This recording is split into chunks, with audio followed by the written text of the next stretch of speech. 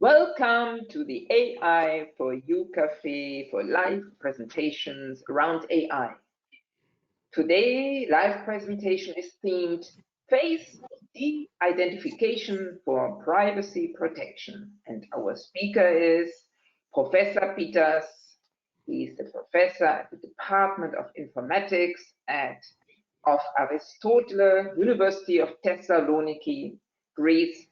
And he's the director of the Artificial Intelligence and Information Analysis Lab, also in Thessaloniki. My name is Carmen McWilliams, and I'm the moderator and organizer of this online cafe. I'm the director of the company Grassroots Arts and part of the AI for You project. As always, a small introduction to the rules here. Please take notice that the session will be recorded and no confidential information shall be shared in this cafe session. In this cafe, the speaker expresses his personal view and opinion. This is not necessarily the official AI for You project opinion. And what is this cafe about? Here, participants get the chance to share knowledge and experiences and meet stakeholders from various areas of AI research and applications. And I'm very happy you're all there. All my participants, please know it's an interactive session. You may ask questions to the speaker, and there is a chat on the right side. You can in there ask your questions, and I read them later to the speaker. And first, before I start with Yanis, this is the first special AI for You Cafe on the new project called AI for Media. This is a sister now of AI for You. There were like 4 projects. They got also funding to be also network projects on AI. Next to the AI for You, now we also have AI for Media, and we will see more cafe stations now also focused on media. So it's great to have Professor Yanis Peters here for the first, and I will introduce him. Yanis Peters is an IEEE Fellow, IEEE Distinguished Lecturer, EURA ZIP Fellow, and he received his diplomas and PhD degree in electrical engineering both from the Aristotle University of Thessaloniki. Since 1994, he has been a professor at the Department of Informatics at the Aristotle University and director of the Artificial Intelligence and Information Analysis Lab. He served as a visiting professor at several universities. He is head of the EC-funded AI Doctoral School of Horizon 2020 EU-funded R&D project AI for Media. He has already 31,750 and more citations to his work and H-index 85+ as a Google Scholar. His current interests are in the areas of computer vision, machine learning, autonomous systems, intelligent digital media, image video processing, human-centered computing, effective computing, R&D imaging, and biomedical imaging. So I now welcome you. Great that you're here. Thank you, Professor Peters. Great. Thank you very much are you? For the introduction. Do you hear me? Yes, sure. Great. So thank you very much for the introduction. Great. I'm giving you now the moderator role. So the floor is you, and we are looking forward to your presentation. Great. We see it. I suppose that you now see my face and full screen presentation. Is it right?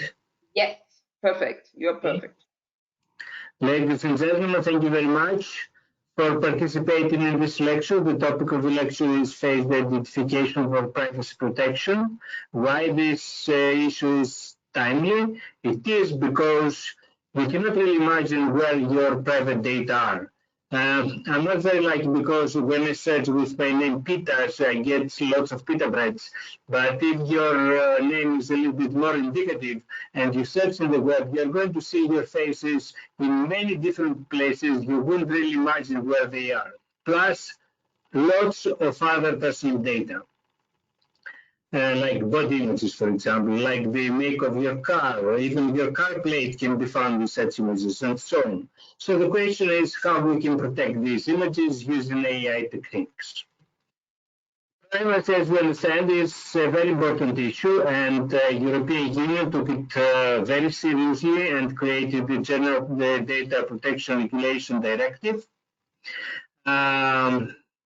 A couple of years ago, and we are now obliged to protect our personal data and not infringe on people's privacy.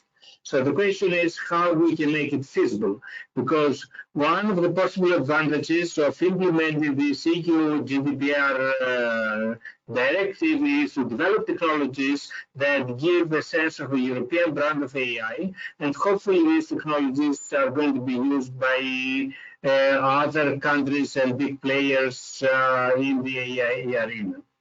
So the topic is very timely, it's very important, and the question is how we can deploy AI technology to do our best. We are particularly interested in data protection issues for autonomous systems because they are already around. You see drones flying over your house and taking pictures of you, for example. In the future, we're going to have autonomous cars that have cameras, and they're going to take millions of pictures, and the picture of your car and your face is going to be almost everywhere. So people perceive autonomous systems as machines that infringe private data. For example, drones can overfly private property. So we have to provide tools that can protect the privacy of people and their private data.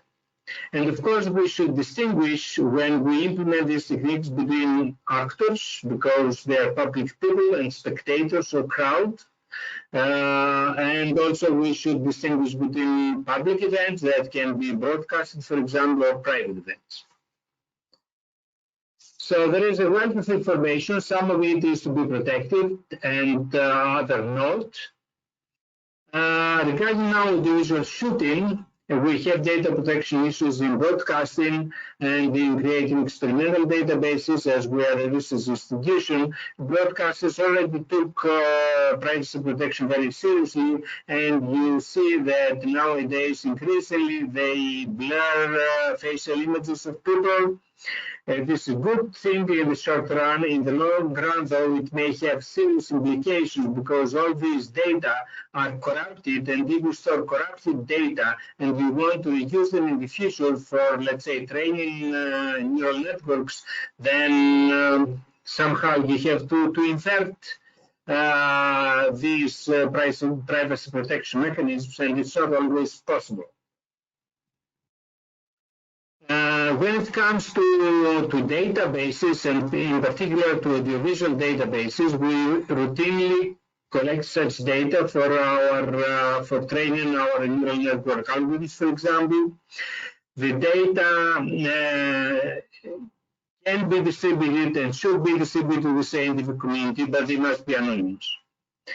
And facial images, of course, is a primary example of personal data, and the question is, can we really make them anonymous, or can we protect them? How are we going to handle with soft biometric issues, for example, clothes, tattoos, skin marks, and so on?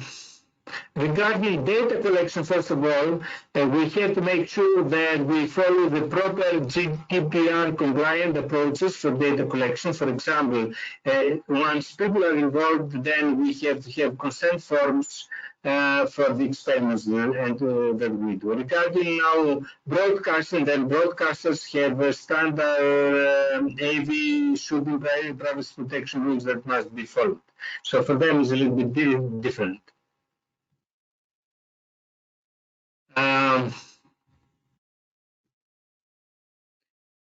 When it comes to technical means for facial data protection, we have several possible approaches. First of all is face detection. If my face appears in an image, I distort the image a little bit and no face can be detected anymore. And there is another possibility, which is the main topic of this lecture, which is face de-identification. In this particular case, we do detect facial images, but we cannot recognize the faces anymore. I mean, the automatic crawlers that find such images, they cannot automatically recognize faces anymore. And this is typically done by corrupting the facial region in such an image, sometimes very much so. Sometimes the corruption is solid, that is just some pixel perturbations, and the humans can still recognize faces, but the machines cannot. And there are various techniques that have been developed to this end. It's maybe this topic is at least 10 years old. We have simple approaches. For example, we can blur a facial image. We can have reconstruction-based approaches where we have, let's say, a PCA image representation. We throw away some components and then the rest of the image is de-identified. And of course, the big thing nowadays is that neural networks, and in particular adversarial neural networks, can be used for face de-identification.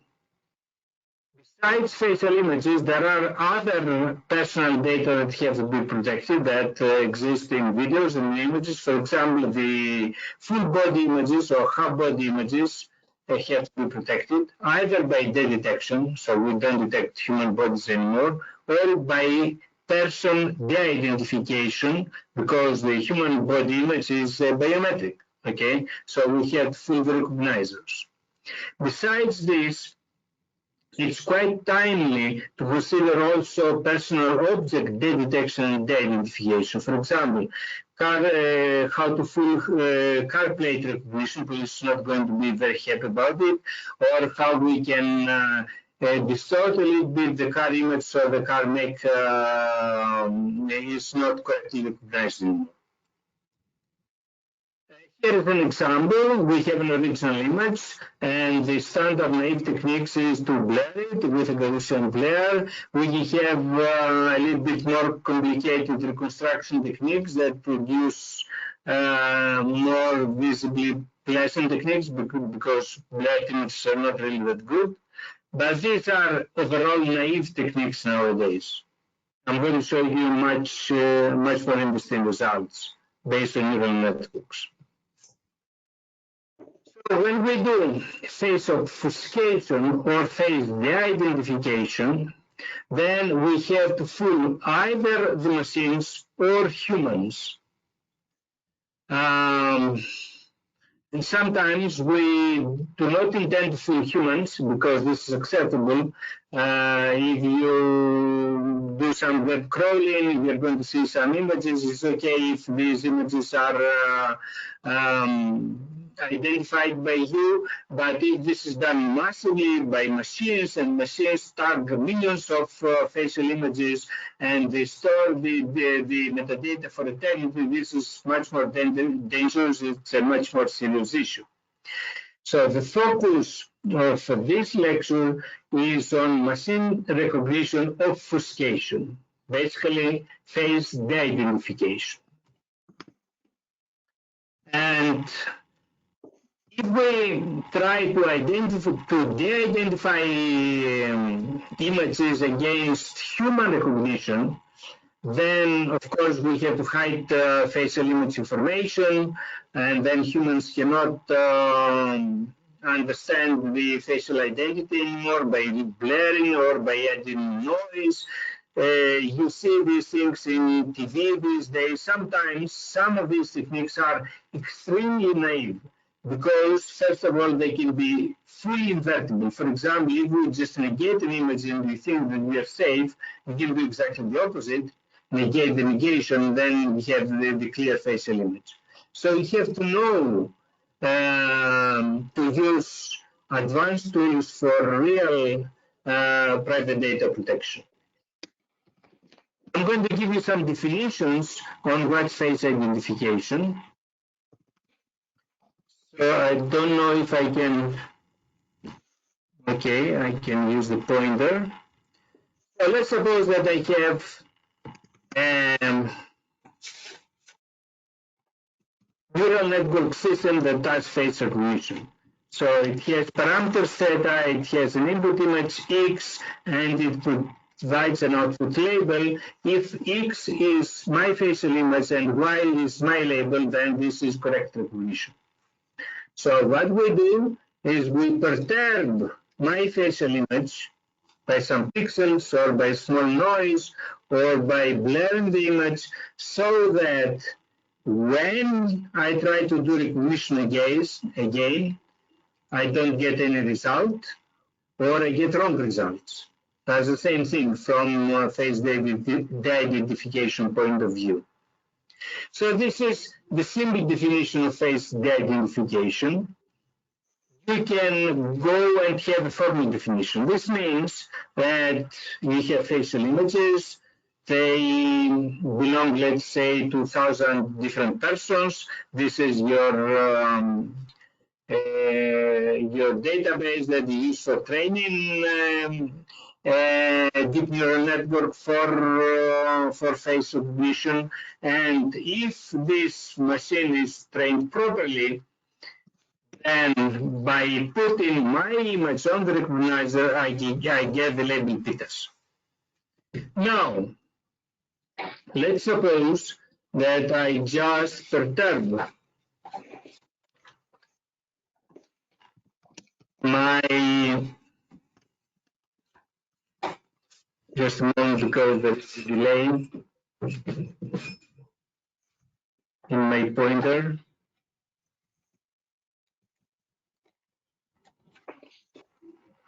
So I can perturb the image by adding noise or by pixelation, or I can transform my image, or I can use generative neural networks, adversarial ones, for example, and if I feed my perturbed image on the recognizer, I get a wrong label. So this is the formal definition of face de-identification. And we have various metrics for measuring how well we do. First of all, we have to lower as much as possible the one classification accuracy of the face recognizer.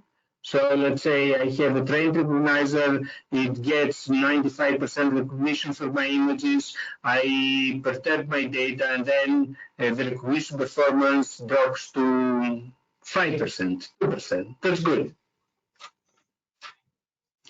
And of course, it's sometimes important that the de-identified image looks like a facial image and looks similar to the original image. For example, if I'm an aged person, then the identified image is good to be of an aged person as well. If we add noise to the image, then we can use the mean square error for measuring the noise. The less noise we need to do the identification, the better. And we can use even more complicated image quality metrics, because MSE is not really good quality metric, but CWSSIM is a good quality metric that has been extensively used in image compression. We can use it here. And here what you can see about the acceptability of image quality of an de-identified image. If an image is blurred, then it's typically not acceptable. there are cases where we can have much better identification with much less perturbation. And there is a compromise, because if I start perturbing my image, then I can fool the recognizer, but at the same time the image quality lowers. And we have an acceptable range, and we have also a non-acceptable range where the image quality drops so much that the identified image is really garbage. There have been many face identification techniques so far. Some of them were ad hoc. For example, we can mask the facial regions and blacken them. We can blur them. We can add noise. We can swap face regions from other individuals. Or we can do severe image subsampling, and then we have pixelation of the facial region. The thing of these naive techniques is to blur or blacken or darken the facial image, and the result is not that pleasant, though we typically use such techniques these days on TV broadcasting. You can typically see blurred videos in TV broadcasts these days. We are still using naive techniques for face identification, body identification, as a matter of fact. And then we have other techniques that use modified face reconstruction methods. We can use, let's say, PCA or MBA or ICA or NMF to reconstruct an image. We can throw away some of the components of those representations, and then the rest of it is good enough for face identification. For example, let's suppose that we have an autoencoder that I'm going to talk more about it soon, or SVB or PCA. I modify the coefficients of these representations, and here is my original image. If I throw away some components, this is the identified image. Still, the results are not really that pleasant. They're better than blurring, but not that good. So the main drawback of the original face identification techniques is that they strongly affect the facial regions. For example, you see here the classical techniques that is used by police. We just blacken the eye areas, but then this means that the resulting image is of no use anymore, not even by humans.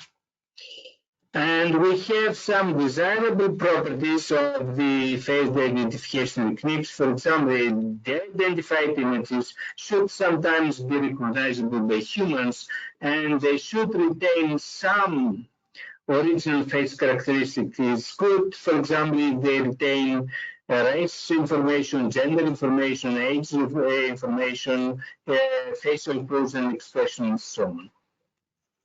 We can do this these days. Here you see an example of face identification in videos. There are two persons, students of mine. One is supposed to be an actor. We don't protect his face. The other one is supposed to be an audience, so we blacken the face. This is a typical technique that we can use. Here we have another example, again, of an experiment that we have done.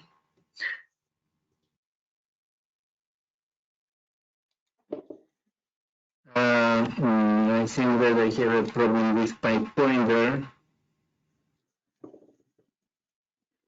to run this video, because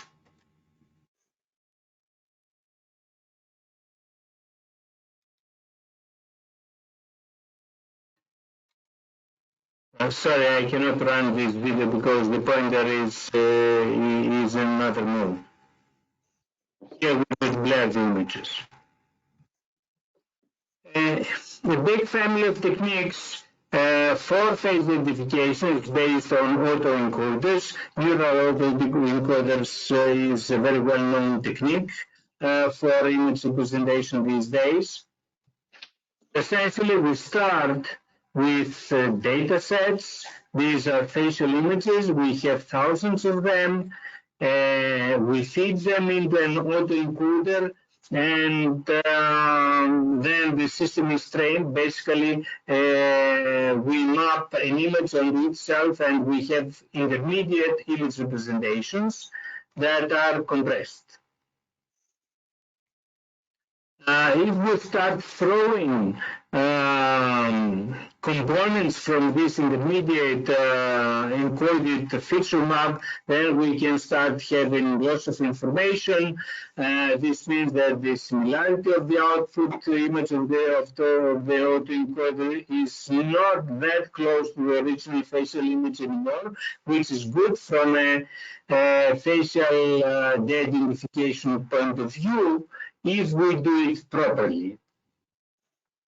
And now let's suppose that this is my image, I have encoded it, and I have a vector of 1,000 features in the middle, and I want to map my image to Carmen's image. Okay, I get the image of Carmen, I pass it through the autoencoder, I get a target vector, and now I have another function that has to be minimized so that I can translate my image into Carmen's image, for example. And we can do it in an advanced way in the following sense. I use, of course, my encoded feature vector, but at the same time, I try to retain information from other images that are relevant to my image. For example, I prefer to retain the information in such a way so that my image still looks like an image of a man and not of a lady, for example. And we encode this information on matrix P. So basically, we define sets that have certain relation to the images we want to identify, and this information is fed in an attraction matrix in the face identification system. We can also do the opposite. We create a repulsion matrix that serves the following term. Let's suppose that we have opposing facial images. It's no use to map my image to other images of mine, because then it's not identified. So the other images of mine are opposing images. So I incorporate this information in my representation scheme, and I optimize, and the results are very good. Here, for example, we have original images. Here we have the results from standard autoencoder techniques for face identification. These are some results that we obtained. Of course, we cannot say much from the video that I show you now, but if you go into figures, then you can see that incorporating ethnicity and mood information, for example, into the face identification scheme increases the identification performance.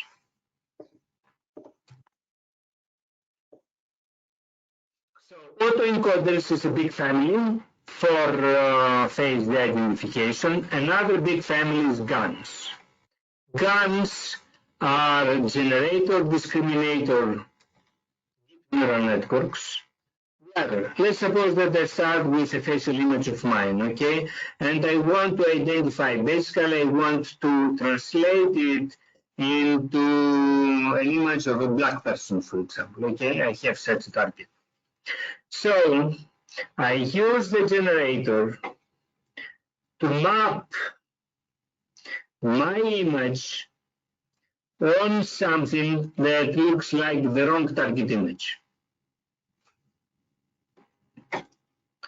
And this means that I learned how to translate my image to this black person's image. And then I have a discriminator.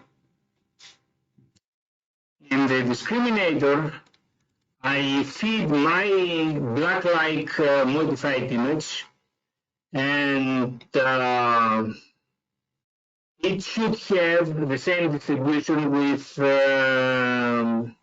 with the black person's image. Okay. And I do it, and if it's true, then this is my the identified image. I have a face recognizer. I pass it, and I pass this image y hat that has been identified on in this recognizer, and if it fails, then I'm fine. Here are some examples of live face identification that has been performed on videos. It's live, so if you use such techniques in TV broadcasting today, then the images are going to be corrupted for machines, so persons are not recognizable anymore, but humans can enjoy a good visual quality. And there are quite a few approaches these days that use GANs for face identification. GANs are a little bit heavy though, communication-wise. They can be used not only for face identification, they can be used also for body identification. So we have segmented body images, we feed them into GAN, we create synthetic body images, and these synthetic body images that are similar to the original ones, they are identified. For example, this way we can remove tattoos, we can change the color of the clothes, and here is an original image, here is a de-identified image. As you see, the visual appearance is quite different. Same thing here.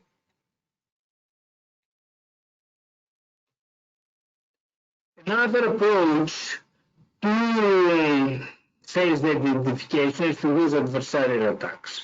We know that neural networks, especially deep ones, are quite sensitive to noise, so we can take it into our advantage. We modify our image a little bit, and then we fool our recognizer.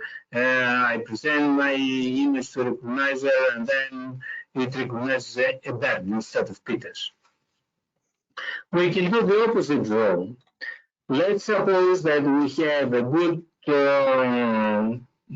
facial image recognizer. We can modify the face recognition pipeline to make it more robust to adversarial attacks. So this is a defense. For example, if I have to protect my copyright on certain images, then I should not allow them to be fooled. So, in this particular case, we use deep neural face recognizers, and adversarial attacks can be targeted or untargeted. They can be single step or iterative, and they produce imperceptible facial image perturbation. That's the important thing. Humans can still recognize the face, but not the machines. How this is done? Okay, I have my original image. This is X. Then I have a perturbation vector. I try to minimize it, and I have the constraint that when I perturb my image and pass it through my recognizer, then it's not correctly recognized anymore. How can I optimize such adversarial systems? Well, I use the gradient values of another function. And as a result, I have iterative techniques. So I start with my original image, my image, X, and then I start iterating. So for a reason I cannot see my pointer. Okay. So I start with my original image in my first iteration. Then I find a gradient. I change my image. I clip my image into the allowable image range, let's say between 0 and 1. And I produce a new image and I continue like this till I converge. And J is the suitable adversarial loss. Since since this is an iterative technique and I have to calculate gradients, it's quite computationally expensive, so it's easier if I use the sine function of the gradient instead of the gradient itself. This can speed up the procedure. However, such techniques, they introduce small perturbations, but we have no guarantee that the de-identified image is going to be similar to the original image. So I modify it. I start again with my original image. I perturb it in an iterative way using the gradient, but at the same time I have a second term that forces me to have a perturbed image that is closer to the original image. So I'm always close or similar to my original image. And we have good results in this respect. We have used the L2 distance metric, this metric that is used as an image quality metric in image conversion, and our technique gets the best results. Here is, for example, facial image, identified facial image, and this is the perturbation multiplied by 10. So actually, the perturbations are really very small. They are distributed all over the image. And so the DNS cannot recognize this lady anymore, but I can recognize her. Another concept that is of interest in the framework of adversarial attacks is the k-anonymity concept. So in this case, let's suppose that I have 1,000 facial classes, 1,000 persons in the database, but I have 10 friends. And it's okay if I de-identify my image in such a way so that with equal probability, the label that the recognizer gets is one of the 10 persons, my 10 friends. So if the system is not attacked, I present my image to the recognizer, it gets the label pitas. If I perturb my image, I present it to the recognizer, then the label that I get is one of the 10 friends of mine, with equal probability. So this is the k-anonymity concept. And the question is, if I have 10,000 persons, then which 10 persons am I going to use so that I have best k-anonymity de-identification performance? And there is a framework to this that is related to DNMs. Unfortunately, I cannot go into detail because my time is almost over. So I'm going just to present you one more thing, one more problem that is related to face identification, but is different. And this problem is phase detection. In phase detection, we try to fool the phase detector. And there is very little work that has been done in this area. So if we want to do a PhD thesis in this area, it's still open. So what phase detection does? We send an image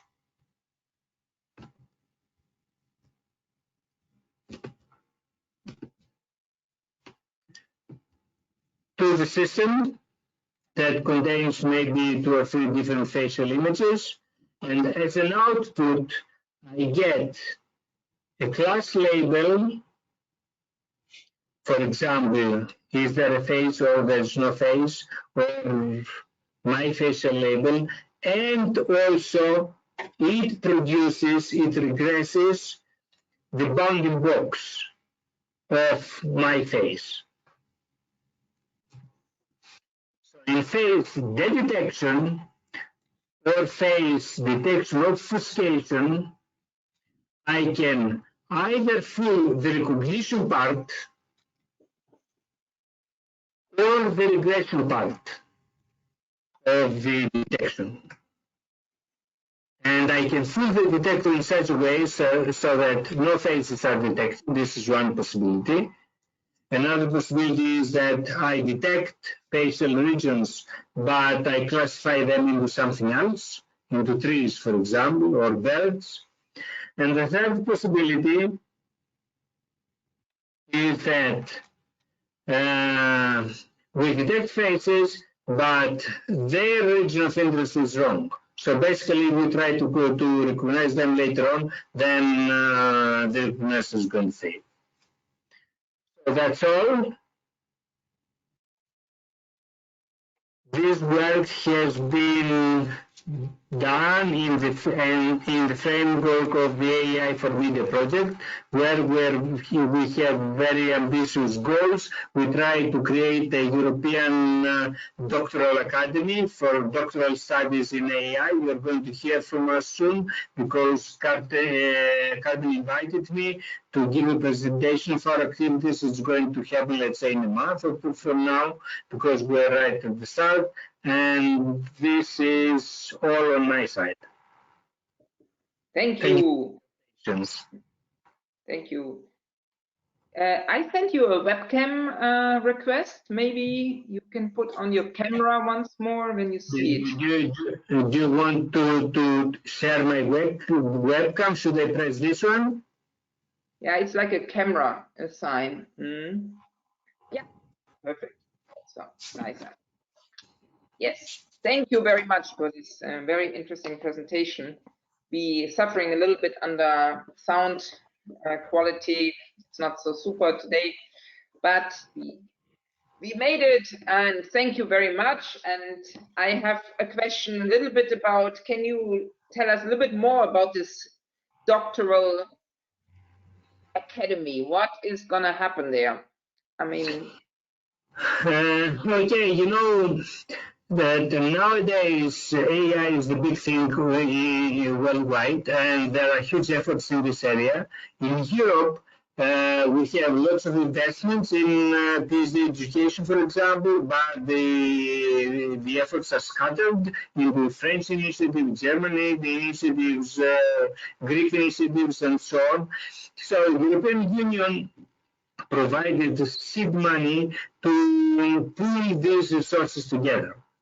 So the idea is to create a European doctoral academy, which we call it IDA, and it's going to offer new opportunities for PhD students and postdoctoral researchers. For example, hopefully we're going to have maybe up to 40 to 50 universities that are going to join, because they participate already in European funded research in this area.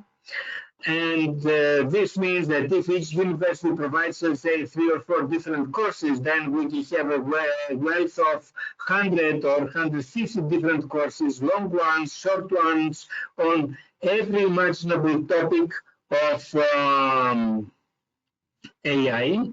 And the students from within these 50 universities or students from other universities in Europe or even international audience, they can have access to this material in a framework that is, let's say, something like Coursera-like, at a more advanced level, of course, and they're going to be benefits. They're going to benefit out of this offer. At the end, if they have some minimum attendance, let's say 6 short courses in a period of 2 years, then we give an IDA certificate that they can put it into their CV as the supplement. It's not going to be a degree. It's going to be just a supplement stating that Mr. Peters has attended 3 full courses and 6 short courses, having so many CTS.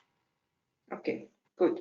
And besides this, we want to organize student exchanges between universities, between university and academia, have strong links with industry. We're a little bit slow these days because of COVID, but we hope to speed up soon. Okay, so I think who's interested, please just check for AI for media. There's going to be a website and information, or you send me or Professor Peters an email and you will get more information. You have my email anyway from my invitation, so you can send me all your questions. Here, I have one question from our participant, Maria Manone. Interesting topic, she says. A quick question. What if the modified face becomes similar to an existing person? There might be ethical, legal issues. A person, for example, is thought of being in a place where he or she actually wasn't, and so on. What do you think? Is there? It's a very right and crucial question. So whenever you try to fool the system, you should not fool the system in such a way so that it creates problems to other people. For example, if I have 10 friends and I want to have a 10-friend unlimited model, then I can find the average size, let's say, of those 10 friends and make my image close to the average of my friends, not to a particular friend. Yes. This is a solution, but there are other solutions as well. Yes. But it's a legitimate concern. Yes. Can I also ask, what are your typical use cases for your topic? Is it more for the typical use cases, is when you upload the images in Facebook or anywhere else. Before you upload, you just run a small piece of software, you de-identify them. Your friends can still enjoy those images and those videos in YouTube or Instagram or anywhere, but the crawlers cannot get your ID anymore. So yes. That's an idea. Yes, so it's privacy protection, no?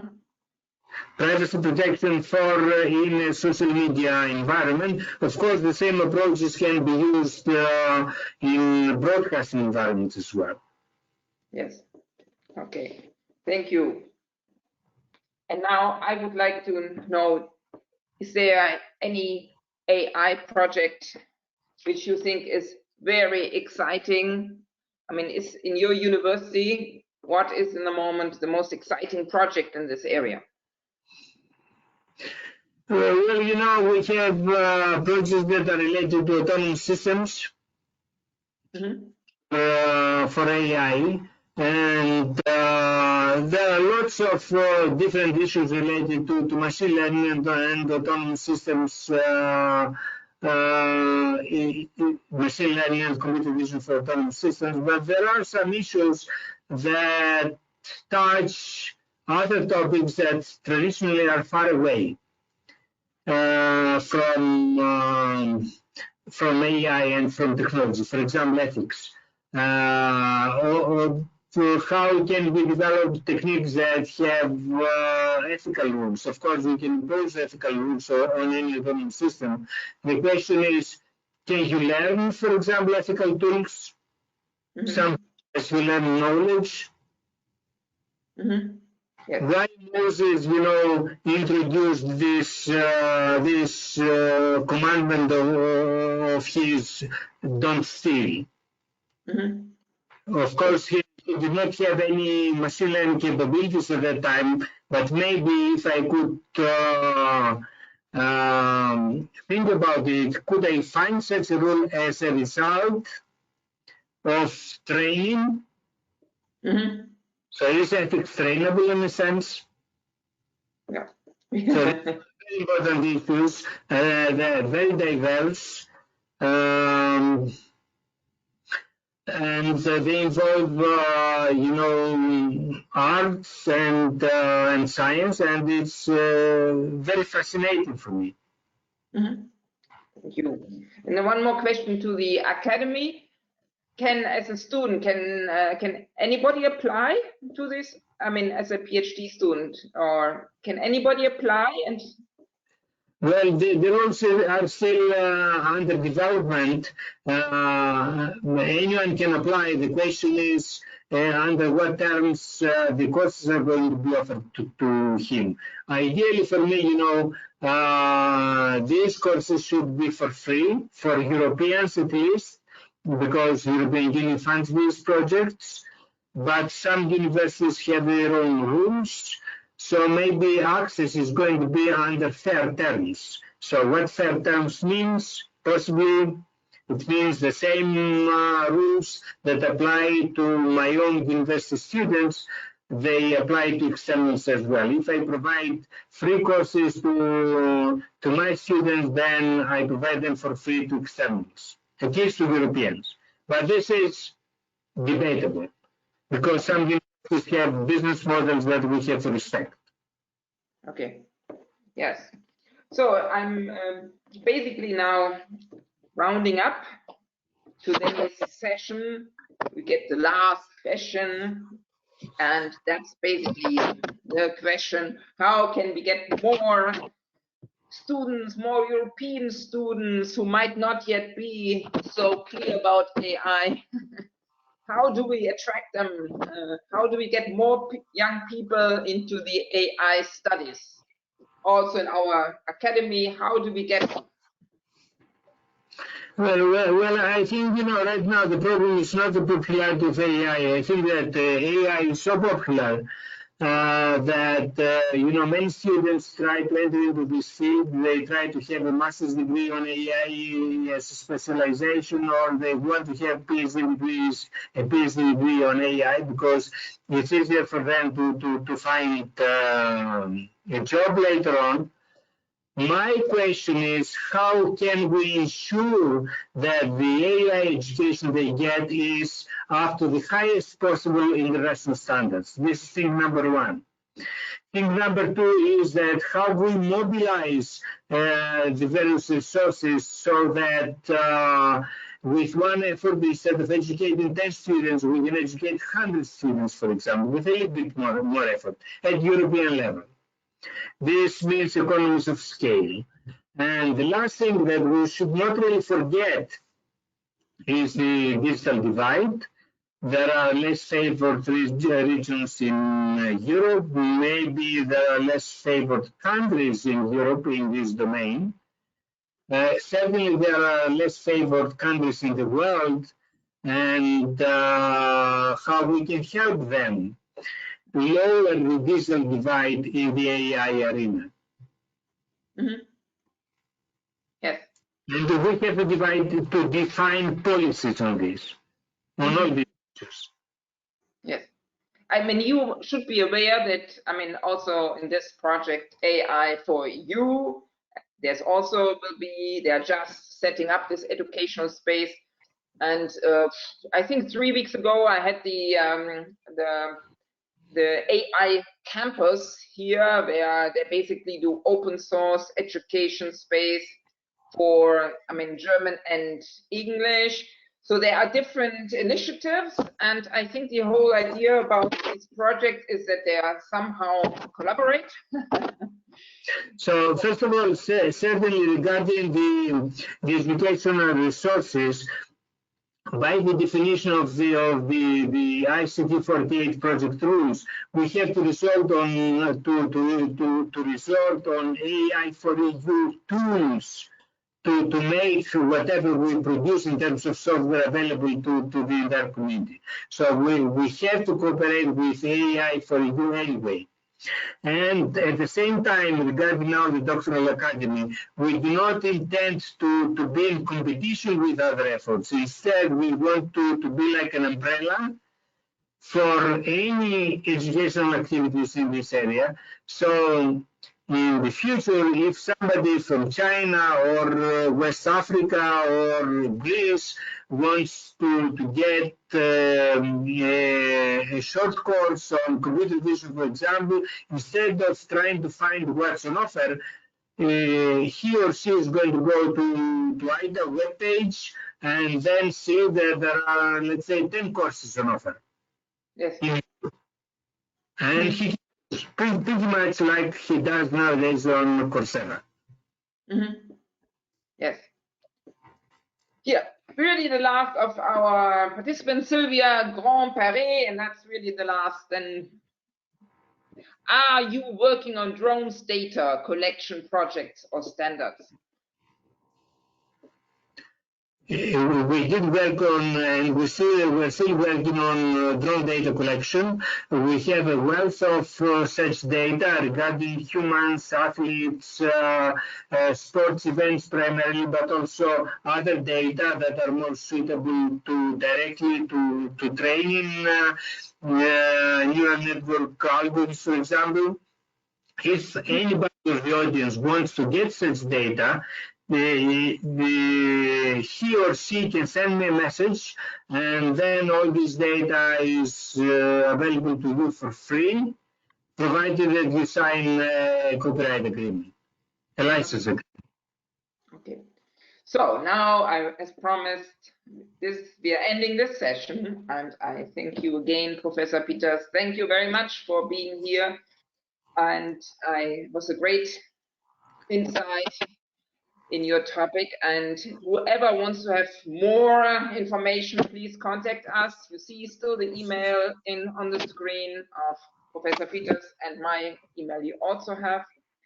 And now I take back the moderation for me, because I just show you shortly what's happening tomorrow, because tomorrow we're gonna have another presentation. And one moment, let me see. Yes, here, this was now. And tomorrow will be the speaker S. Naola, and he's the coordinator of the Artificial Intelligence in Technica, with his talk on artificial intelligence for making products and solutions smarter. So it would be great if you joined tomorrow. Tomorrow we might have the next president in the US, maybe, I don't know. But so it will be a long night for me, at least. I'm going to be up at the television, so tomorrow I might look different. So I'll try to be with a lot of coffee once more awake tomorrow. So anyway, have a nice afternoon and evening and night, and thank you, Professor Peters, and bye-bye, everybody. If anybody has any idea about R&D cooperation on any topic, including privacy protection, he or she is welcome to contact me. Yes. Thank you. So bye-bye. Bye. Closing down.